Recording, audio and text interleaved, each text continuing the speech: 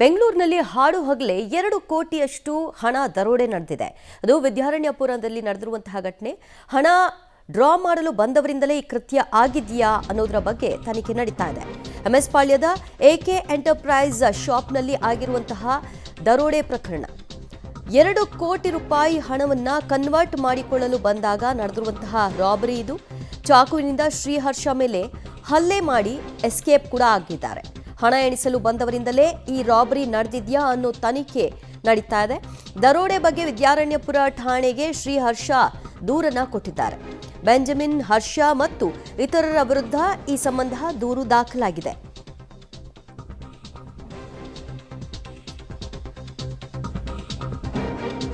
A K enterprise ಶಾಪ್ನಲ್ಲಿ ಆಗಿರುವಂತಹ ಘಟನೆ. 2 ಕೋಟಿ ಹಣವನ್ನ ಕನ್ವರ್ಟ್ ಮಾಡಿಕೊಳ್ಳೋ ನೆಪದಲ್ಲಿ ಬಂದಿದ್ದಾರೆ. ಅದಾದ ನಂತರದಲ್ಲಿ ಕದ್ದು ಎಸ್ಕೇಪ್ ಆಗಿದ್ದಾರೆ. ಹಣ ಡ್ರಾ ಮಾಡ್ಕೊಳ್ಳೋ ನೆಪದಲ್ಲಿ ಬಂದು ಈ ಕೃತ್ಯವನ್ನು ಎಸಗಲಾಗಿದೆಯಾ ಅನ್ನೋದರ ಬಗ್ಗೆ ಈಗ ತನಿಖೆಯನ್ನು ನಡೆಸಲಾಗ್ತಾ ಇದೆ. ಹರ್ಷ ಎಂಬುವರು ಈ ದೂರನ್ನು ಕೊಟ್ಟಿದ್ದಾರೆ. ಅವರು ಅನುಮಾನವನ್ನು ಕೂಡ ವ್ಯಕ್ತಪಡಿಸ್ತಾ ಇದ್ದಾರೆ ಕೆಲವರ ವಿರುದ್ಧ. ಆ ಅನುಮಾನದ ಆಧಾರದ ಮೇಲೆ ಈಗ ದೂರು ದಾಖಲಾಗಿದ್ದು ಸಿಸಿಟಿವಿಯನ್ನು ಕೂಡ ಪರಿಶೀಲನೆ ನಡೆಸ್ತಾ ಇದ್ದಾರೆ. ಸ್ಥಳದಲ್ಲಿರುವಂತಹ ಸಿಸಿಟಿವಿ ವರ್ಕಿಂಗ್ ಕಂಡೀಷನಲ್ಲಿದೆಯಾ, ಎಲ್ಲವೂ ಕೂಡ ಆ ದರೋಡೆಕೋರರ ಚಲನವಲನಗಳ ದೃಶ್ಯಗಳು ಸರಿಯಾಗಿದೆಯಾ, ಈ ಹಿಂದೆ ಅವರು ಬಂದೇನಾದರೂ ಸ್ಕೆಚ್ ಹಾಕಿದ್ರಾ, ಈ ಕೃತ್ಯಕ್ಕೂ ಮುನ್ನ ಎಷ್ಟು ಬಾರಿ ಬಂದು ಹೋಗಿದ್ದಾರೆ, ಎಷ್ಟು ಮಂದಿ ಬಂದಿದ್ರು, ಇದೆಲ್ಲದರ ಬಗ್ಗೆ ಈಗ ಪೊಲೀಸರು ಹಲವು ಆಯಾಮಗಳಲ್ಲಿ ತನಿಖೆಯನ್ನು ನಡೆಸೋದಕ್ಕೆ ಆರಂಭಿಸಿದ್ದಾರೆ. ಹಾಡು ಹಗಲೇ ದರೋಡೆ ಪ್ರಕರಣ ನಡೆದಿದೆ. ಈ ದರೋಡೆಯಲ್ಲಿ ಯಾರ ಮೇಲೂ ಕೂಡ ಅಟ್ಯಾಕ್ ಆಗಿಲ್ಲ, ಬದಲಿಗೆ ಹಣವನ್ನ ಲಪಟಾಯಿಸಿ ಎಸ್ಕೇಪ್ ಆಗಿದ್ದಾರೆ. ಬೆಂಗಳೂರಿನಲ್ಲಿ ಹಾಡ ಹಗಲೇ 2 ಕೋಟಿ ರೂಪಾಯಿ ಹಣವನ್ನ ದರೋಡೆ ಮಾಡಲಾಗಿದೆ. ಬೆಂಗಳೂರಿನ ಎಂಎಸ್ ಪಾಳ್ಯದ ಎಕೆ ಎಂಟರ್ಪ್ರೈಸಸ್ ಶಾಪ್ನಲ್ಲಿ ಈ ಒಂದು ಘಟನೆ ನಡೆದಿರೋದು.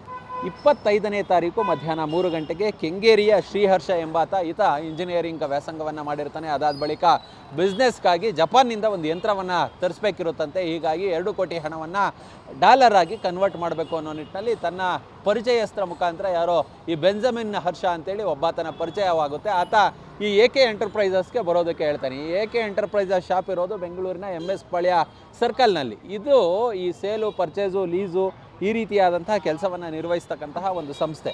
ಈ ಶಾಪ್ಗೆ ಬಂದಂತಹ ಸಂದರ್ಭದಲ್ಲಿ 3 ಗಂಟೆ 25ನೇ ತಾರೀಕು ಮಧ್ಯಾಹ್ನ 3 ಗಂಟೆ ಈ ಹಣವನ್ನು ಈ ಬೆಂಜಮಿನ್ ಮತ್ತು ಆತನ ಸ್ನೇಹಿತರು ಎಣಿಸಿ ಮುಗ್ದಿರುತ್ತೆ 2 ಕೋಟಿ. ಆಗ ಏಕಾಏಕಿ 6 ಮಂದಿ ಈ ಒಂದು ಶಾಪ್ನ ಒಳಗೆ ನುಗ್ತಾರೆ. ಒಳಗೆ ನುಗ್ದಂತಹ ಸಂದರ್ಭದಲ್ಲಿ ಚಾಕುವನ್ನು ಹಿಡಿದು ಈ ಹರ್ಷ ಮತ್ತು ಬೆಂಜಮಿನ್ ಇವರೆಲ್ಲರನ್ನ ಕೂಡ ಹೆದರಿಸಿ ಅವರಿಂದ ಆ 2 ಕೋಟಿ ಹಣ ಏನಿತ್ತು ಅದನ್ನು ಕಸಿದುಕೊಂಡು ಅಲ್ಲಿಂದ ಕಿತ್ಕೊಂಡು ಓಡೋಗ್ತಾರೆ. ಅದಾದ ಬಳಿಕ ಈ ಬೆಂಜಮಿನ್ ಏನಿರ್ತಾನೆ ಆತ ಮತ್ತು ಈ ಹರ್ಷ ಇಬ್ಬರು ಕೂಡ ಕೆಳಗೆ ಬರ್ತಾರೆ. ಈ ಬೆಂಜಮಿನ್ ಮತ್ತು ಆತನ ಸ್ನೇಹಿತರು ಕೂಡ ಇಲ್ಲಿಂದ ಓಡೋಗ್ಬಿಡುವ ಕೆಲಸವನ್ನು, ಇಲ್ಲಿಂದ ಎಸ್ಕೇಪ್ ಆಗುವ ಕೆಲಸವನ್ನು ಮಾಡ್ತಾರೆ.